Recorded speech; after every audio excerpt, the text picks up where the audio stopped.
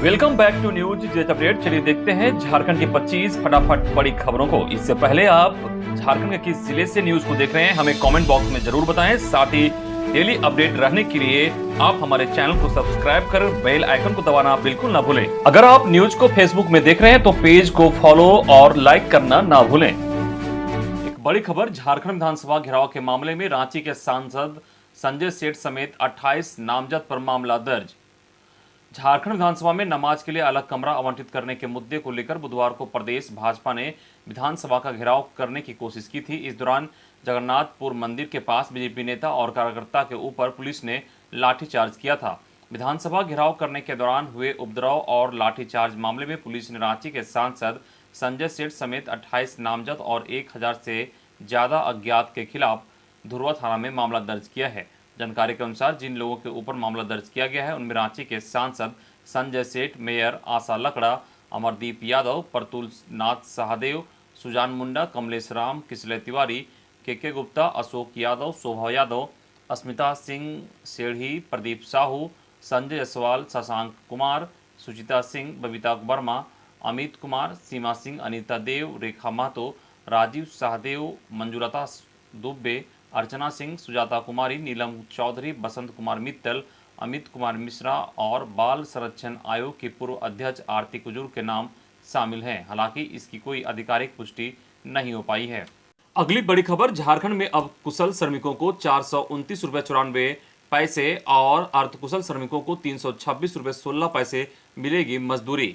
जानकारी के मुताबिक झारखंड सरकार ने महात्मा गांधी राष्ट्रीय ग्रामीण रोजगार गारंटी योजना के तहत राज्य में काम करने वाले कुशल श्रमिकों की न्यूनतम मजदूरी बढ़ा दी है।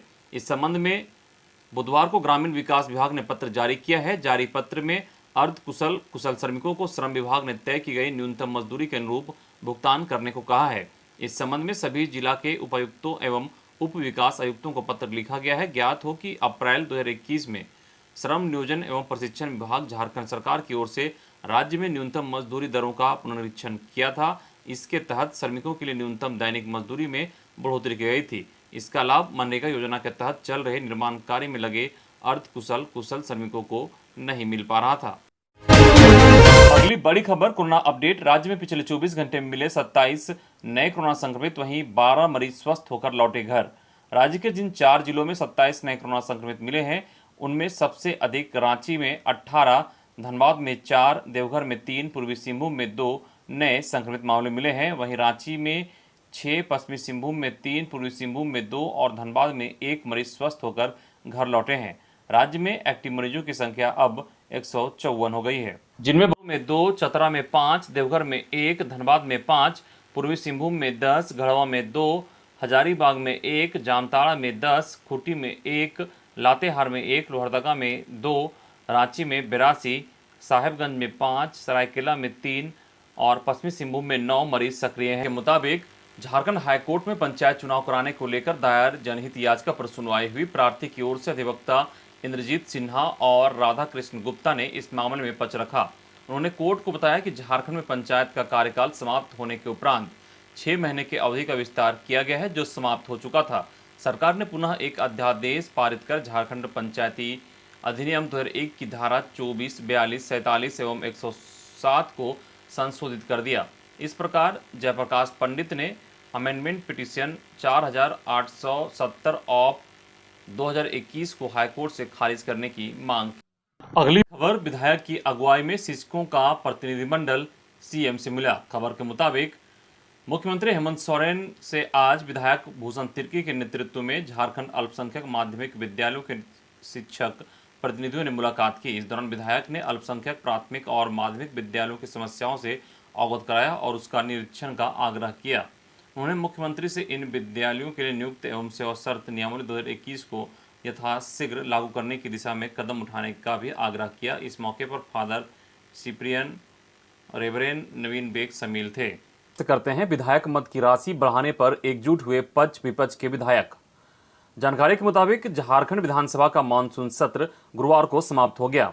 5 दिनों के इस सत्र में एक बार फिर जनता ठगी गई, लेकिन जब विधायकों के निजी हित की बात आती है तो पक्ष विपक्ष का दायरा खत्म हो जाता है। आज विधानसभा में यही दृश्य देखने को मिला। विधानसभा स्टीफन मरांडी ने विधायक मद की राशि को 4 करोड़ से बढ़ाकर 8 करोड़ करने की मांग सदन में रखी। स्टीफन मरांडी की मांग का पक्ष विपक्ष के विधायकों ने समर्थन किया। स्टीफन मरांडी ने कहा कि महंगाई बढ़ी है, सभी सामग्री पर जीएसटी भी लगता है। जो काम पहले 1 लाख में पूरा हो जाता था उसका प्राकलन अब 2 लाख का बनता है। ऐसे में विधायकों को योजना तय करने में काफी परेशानी हो रही है। विधायक भानु प्रताप शाही ने भी इसका समर्थन किया। साथ ही सभी दलों के विधायक भी इस पर सहमत थे। स्पीकर ने इस मामले पर कहा कि वह मुख्यमंत्री और संसदीय कार्य मंत्री से इस विषय पर बात करेंगे। इधर मुख्यमंत्री हेमंत सोरेन ने एक बार फिर से बड़ी घोषणा की है। कहा कि महीने भर बाद बड़े पैमाने पर होगी नियुक्ति। जानकारी के मुताबिक मानसून सत्र के समापन भाषण में मुख्यमंत्री हेमंत सोरेन ने कहा कि महीने भर बाद बड़े पैमाने पर नियुक्ति होगी। पहली बार नियुक्ति नियमावली बनाई गई है। जिस तरीके से सरकार झारखंड को मजबूत करने की नींव डाल रही है, अब आगे परेशानी नहीं होगी। नियुक्तियों पर लगातार काम हो रहा है। अगली बड़ी खबर, नमाज के लिए कमरा आवंटन पर विधानसभा समिति लेगी फैसला। झारखंड विधानसभा का मानसून सत्र नमाज अदा करने के लिए आवंटित कमरा विवाद की बलि चढ़ गया। सत्र के आखिरी दिन स्पीकर ने इस पर फैसला लिया। स्पीकर ने कमरा आवंटन के लिए विधायक स्टीफन मरांडी की अध्यक्षता में एक 7 सदस्यीय कमेटी का गठन किया। समिति में प्रदीप यादव, नीलकंठ सिंह मुंडा, सरफराज अहमद, विनोद सिंह, लंबोदर महतो और दीपिका पांडे सिंह को सदस्य बनाया गया है। समिति 45 दिनों में अपनी रिपोर्ट देगी। स्पीकर ने कहा कि हालांकि यह गतिरोध का विषय नहीं था, फिर भी सभी सदस्यों की राय पर सर्वदलीय समिति बनाई गई है। इधर लाठीचार्ज के खिलाफ भाजपा ने मनाया काला दिवस। दीपक प्रकाश बोले, तुष्टीकरण के खिलाफ जारी रहेगा संघर्ष। बुधवार को विधानसभा घेराव के दौरान प्रदेश भाजपा के नेताओं पर लाठीचार्ज हुआ था। इसके विरोध में पार्टी की ओर से गुरुवार को काला बिल्ला लगाकर पूरे प्रदेश में काला दिवस मनाया गया। इस दौरान पार्टी कार्यकर्ताओं और पदाधिकारियों ने काला बिल्ला लगाकर विरोध दर्ज किया। प्रदेश कार्यालय में इस मौके पर प्रदेश अध्यक्ष एवं सांसद दीपक प्रकाश ने कहा कि सरकार लाठी के दम पर तुष्टीकरण नीति लागू करना चाह रही है। इतिहास में शायद ही कोई सरकार होगी जिसके खिलाफ मात्र 2 साल में इतना जनाक्रोश होगा। महिला कार्यकर्ताओं पर भी लाठियां बरसाई गई। नारी शक्ति पर प्रहार और अत्याचार झारखंड की जनता बर्दाश्त नहीं करेगी। गुरुवार को विधानसभा में 4 विधेयक पारित हुए। खबर के मुताबिक विधानसभा में गुरुवार को 4 विधेयक पारित हुए हैं, जिसमें झारखंड राज्य खुला विश्वविद्यालय विधेयक 2021, झारखंड पंचायत राज संशोधन विधेयक 2021, झारखंड राजकोषीय उत्तरदायित्व एवं बजट प्रबंधन संशोधन विधेयक 2021 और झारखंड वित्त विधेयक 2021 ध्वनिमत से पारित हुआ। अगली बड़ी खबर, निजी क्षेत्र के नौकरियों में आरक्षण, कोई लिखित परीक्षा नहीं पर योग्यता परखेगी कंपनियां, तभी मिलेगा काम। झारखंड में निजी क्षेत्र की नौकरियों में स्थानीय युवाओं को 75% आरक्षण देने का रास्ता साफ हो गया। विपक्ष के विरोध के बीच बुधवार को विधानसभा में इससे संबंधित स्थानीय उम्मीदवारों का नियोजन विधेयक 2021 पास हो गया। इस बिल का ड्राफ्ट हरियाणा की तर्ज पर बनाया गया है। अब निजी कंपनियों को 40,000 रुपये वेतन वाले 75% पदों पर स्थानीय युवाओं को प्राथमिकता के आधार पर नौकरी देनी होगी। हालांकि युवाओं की योग्यता के आधार पर ही नौकरी मिलेगी। जरूरत पड़ी तो उन्हें ट्रेनिंग भी दी जाएगी। इसकी अहर्ता कंपनियां तय करेगी। विधेयक के ड्राफ्ट में कहा गया है कि कंपनियों को स्थानीय लोगों की बहाली के दौरान इस बात का विशेष ध्यान रखना होगा कि इसमें समाज के सभी वर्गों को प्रतिनिधित्व मिले। कानून का उल्लंघन करने पर 5 लाख रुपए तक के आर्थिक दंड का प्रावधान है। नए कानून में जिला स्तर पर एक कमेटी बनेगी जो इसकी मॉनिटरिंग करेगी। अगली बड़ी खबर, राज्य के सभी विश्वविद्यालयों के स्टूडेंट्स को फीस में 25% की मिल सकती है छूट। विभाग ने भेजा पत्र। जानकारी के मुताबिक कोरोना महामारी की वजह से अभिभावकों और स्टूडेंट्स की आर्थिक स्थिति में आई गिरावट को देखते हुए हजारीबाग स्थित विनोबा भावे विश्वविद्यालय ने एक बड़ी राहत दी है। विश्वविद्यालय मैनेजमेंट ने अपने सभी अंगीभूत और संबद्ध कॉलेजों में चल रहे सेल्फ फिनांस कोर्स की फीस में से 25% फीस माफ करने का आदेश दिया है। फीस की यह रियायत सेमेस्टर 2, 4 और 6 के स्टूडेंट्स को मिलेगी। बता दें कि विनोबा भावे विश्वविद्यालय के इस उदाहरण के हवाला देते हुए विधायक पूर्णिमा सिंह ने कहा कि राज्य में एक समान कोर्स की फीस सभी विश्वविद्यालयों में अलग अलग है। 2 वर्षीय बीएड कोर्स में यह भारी अंतर स्पष्ट देखने को मिलता है। विभाग में जहां बीएड कोर्स की फीस सामान्य और ओबीसी स्टूडेंट्स के लिए 90,000 है, वहीं SC/ST स्टूडेंट्स के लिए 60,000 है। वहीं कुलांचल विश्वविद्यालय में यह फीस क्रमशः 1,20,000 और 1,10,000 रुपये है। वहीं रांची विश्वविद्यालय में यह 1.5 लाख के करीब है। ऐसे में सरकार सभी विश्वविद्यालयों में 25% फीस कटौती करना चाह रही है क्या? इसके जवाब में उच्च तक और तकनीक शिक्षा विभाग ने कहा कि सभी विश्वविद्यालयों में फीस का निर्धारण सिंडिकेट करती है। ऐसे में विभाग की ओर से सभी विश्वविद्यालय को पत्र भेजा गया है, जिसमें सभी से फीस में छूट देने पर प्रस्ताव मांगा गया है। प्रस्ताव आने के बाद राज्य के स्टूडेंट्स को फीस माफी का लाभ मिल सकेगा। अगली बड़ी खबर, झारखंड विधानसभा से बिलखते हुए निकले पूर्व मंत्री अमर बावरी ने स्पीकर पर लगाया आरोप, कहा दलित हूं इसलिए मेरा कार्य स्थगन खारिज कर दिया, पढ़ा तक नहीं गया।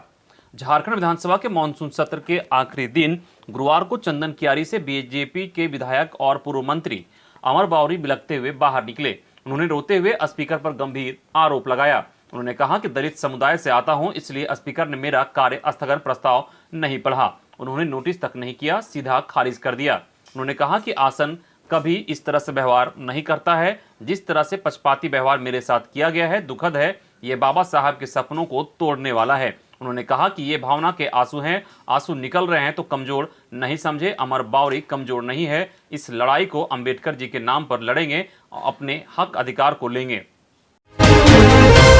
अगली बड़ी खबर, रूपा तिर्की की मौत के मामले में प्राथमिकी दर्ज करने के बाद सीबीआई की टीम पहुंची साहिबगंज। जानकारी के मुताबिक झारखंड के साहिबगंज की महिला थाना प्रभारी रूपा तिर्की की मौत मामले की जांच सीबीआई पटना की टीम आज पटना से साहिबगंज पहुंची है। सीबीआई की टीम साहिबगंज एसपी से मुलाकात करेगी। इसके बाद रूपा तिर्की आत्महत्या केस को हैंडओवर लेगी। सीबीआई मामले को हैंडओवर की प्रक्रिया पूरी करने के बाद जांच शुरू करेगी। सीबीआई की टीम आज उस जगह भी जाएगी जहां रूपा तिर्की की मौत हुई थी। जानकारी हो कि साहिबगंज में महिला दरोगा रूपा तिर्की की संदिग्ध परिस्थिति में मौत के मामले में सीबीआई की पटना स्थित विशेष अपराध ब्यूरो शाखा ने 7 सितंबर को मामला दर्ज किया था। अगली बड़ी खबर, झारखंड में फिर से बढ़ी नक्सली गतिविधि, हाईकोर्ट ने जताई चिंता। खबर के मुताबिक झारखंड में नक्सल गतिविधियों के बढ़ने पर हाईकोर्ट ने चिंता जताई है। कोर्ट ने कहा कि पिछले वर्षों में नक्सली गतिविधियां कम हो गई थी, लेकिन फिर से एक बार फिर बढ़ती हुई दिखाई दे रही है। यह अच्छी बात नहीं है। अदालत ने सरकार से पूछा है कि आखिर ऐसी क्या बात है कि नक्सली गतिविधियां 1-1.5 वर्षों में बढ़ रही है। क्या सरकार ने कोई पॉलिसी चेंज की है? अदालत ने मामले की सुनवाई के दौरान ही डीजीपी को वर्चुअल माध्यम से जुड़ने को कहा। झारखंड पुलिस की ओर से जारी डेटा के मुताबिक पिछले 1.5 वर्षों में नक्सली के सरेंडर करने, नक्सलियों से हथियार बरामदगी, पुलिस की तरफ से नक्सलियों के खिलाफ कार्रवाई आदि में कमी आई है। वहीं रिपोर्ट के इतर हालिया महीनों में रांची तक नक्सली अपना दस्तक दे दिए थे। रांची के व्यापारियों के घरों पर गोलीबारी के साथ राजभवन के पास दीवारों तक पोस्टर चिपकाए गए। अगली बड़ी खबर, सोनारी मैरीन ड्राइव पर बाइक सवार बैठी महिला की साड़ी टायर में फंसी, गई जान। जानकारी के मुताबिक बाइक के पीछे बैठते समय साड़ी या चुन्नी का लटकना कितना घातक हो सकता है, इसका उदाहरण गुरुवार को सोनारी दुमोहानी नया पुल के पास देखने को मिला। बाइक के पीछे बैठी महिला का साड़ी चक्का में फंसने से महिला सड़क पर गिर गई और अस्पताल में इलाज के दौरान उसकी मौत हो गई। मृतक पोटका के कालिकापुर की रहने वाली थी। उसका नाम रानी कुमारी है। घटना के समय महिला बाइक से ही अपने पति के साथ ससुराल गई हुई थी। इस बीच वह सोनारी मैरीन ड्राइव रास्ते से होकर कालिकापुर तरफ की जा रही थी। अगली बड़ी खबर हजारीबाग के बरही से है, जहां डीवीसी ने नहीं दिया पैसा, फंस गई बरही ग्रामीण जलापूर्ति योजना। बरही प्रखंड में 2 बड़े जलमिलान बनकर तैयार है, पर अभी तक वह चालू नहीं हो सका है। इसकी एकमात्र वजह डीवीसी है। डीवीसी ने अपना किस्त नहीं दिया, जिस वजह से बरही ग्रामीण जलापूर्ति योजना पूरी तरह से फंस गई है। इस योजना को डीवीसी ने वर्ष 2007-8 में CSR के तहत ली थी। योजना का क्रियान्वयन डीवीसी खुद कर रही थी। 3 चरणों में इस योजना को पूरा करना था। वर्ष 2009 को कार्यादेश मिला, लेकिन इस योजना को डीवीसी व पेयजल एवं स्वच्छता विभाग संयुक्त रूप से पूरा करने का निर्णय लिया। इसके लिए बड़ी राशि भी खर्च होनी थी। इसके लिए अंशदान की राशि भी निर्धारित की गई थी।